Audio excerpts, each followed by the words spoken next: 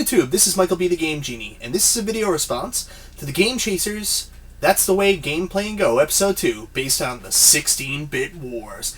BAM!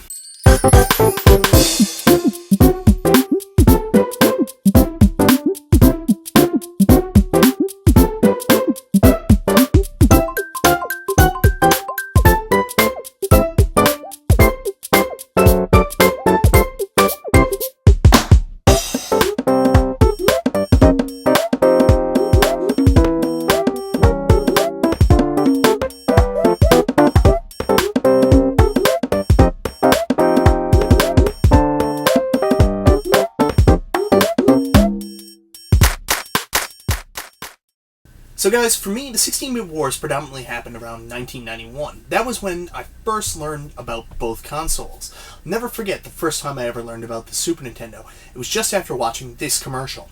You played every Mario game. You conquered every Mario game. You think you've mastered all there is to know about Mario. Think again. New Super Mario World, made possible by the power of the Super Nintendo Entertainment System. Now there are new challenges to face, new enemies to conquer. Get help from a dinosaur. It's Super Mario World, only with the Super NES system and game, each sold separately. Part of the growing lineup for the next generation from Nintendo. When you like to play it, have it. You've got a reputation. Now you're playing with power, superpower.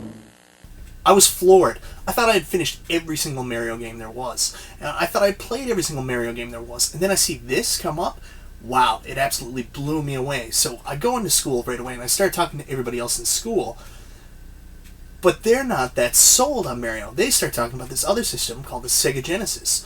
So I go back and I start watching Saturday morning cartoons or WWF Superstars on Saturday morning. And then I finally see a commercial for the Sega Genesis.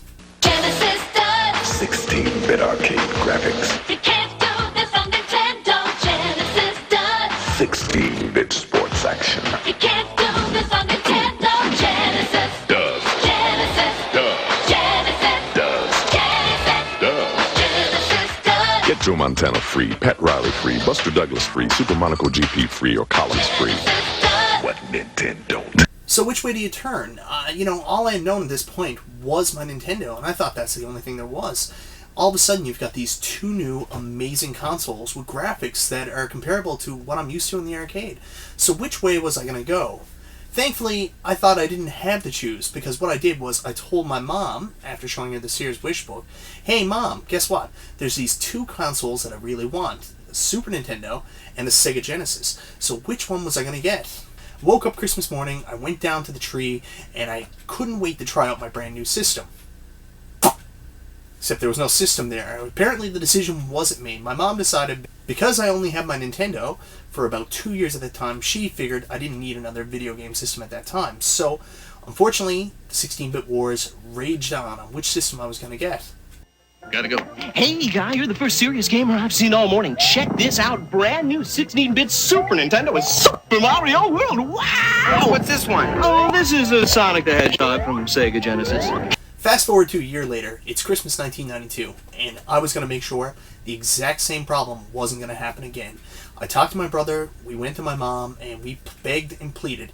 And Christmas morning, when we woke up, we got to play with our brand new Super Nintendo. Oh man, I was so excited to get this Christmas morning, and I cannot tell you how excited I was.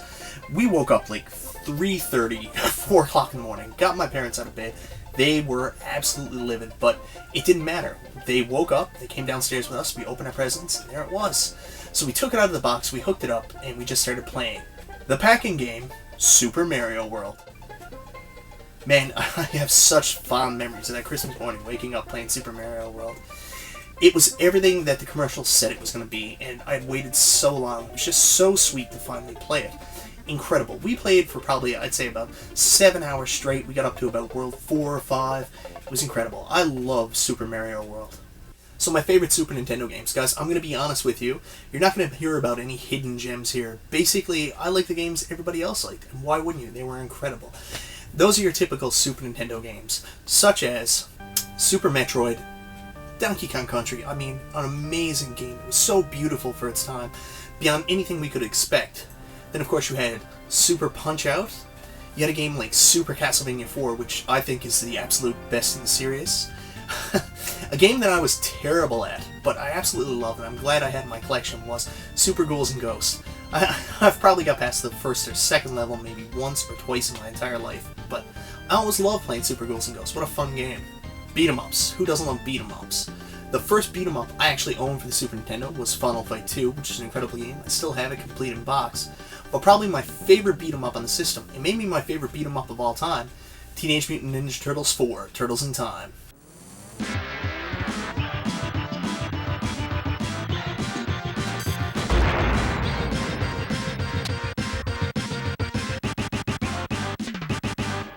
How can you not say you love this game? If you're a child of the 80s like I am, and you love Ninja Turtles, plus you love the Super Nintendo and beat 'em up games, Teenage Mutant Ninja Turtles 4 was probably the best beat 'em up ever released. I bought Turtles 2, the arcade game, for the NES, and I thought it was incredible, but it was never quite the arcade perfection that I expected it to be. But Turtles 4, Turtles in Time, made up for that. What an incredible game.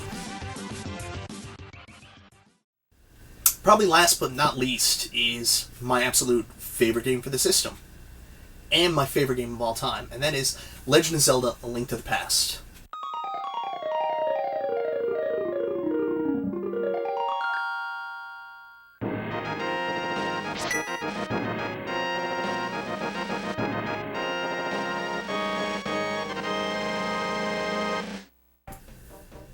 This was the one Super Nintendo game I had to have, and I got it day one Christmas morning, but I was almost afraid to play it. I was so hyped up for it that I couldn't wait to start playing it. I was actually nervous.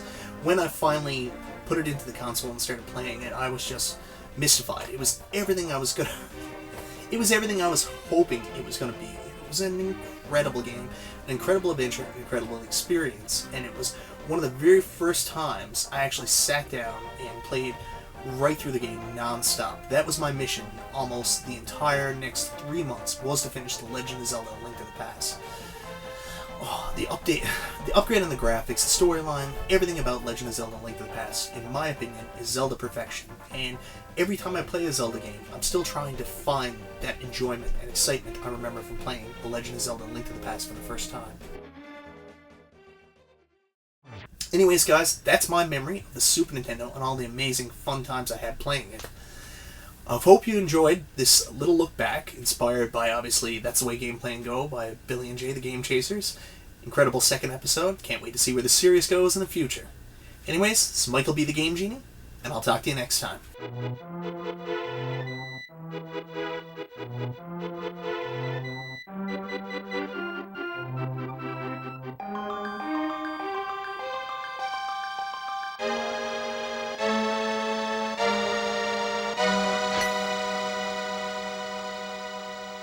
You're playing with superpower.